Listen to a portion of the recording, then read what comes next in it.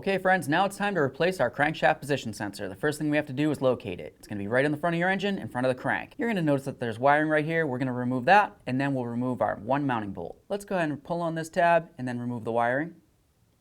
Once that's off, we're going to take a peek at it. If you see any funny colors, it's corrosion and it needs to be dealt with. This one looks good, so let's set it aside. Now the next thing we want to do is look at the mounting bolt. There's one mounting bolt that holds it to the engine. Now we're going to remove the crankshaft position sensor from the engine, give it a little wiggle, and remove it.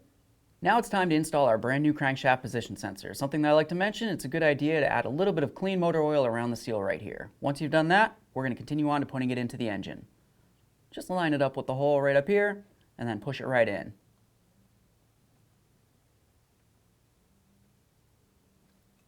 Now we're just going to line up our bolt hole. We'll grab our bolt, we'll start it in, snug it up, and then we'll torque the bolt to 71 inch-pounds. Now we're just going to plug in the wiring for it, give it a little click, make sure it's secured. After that, all you have to do is go ahead and start it up, take it for a road test, and make sure you don't have any check engine light.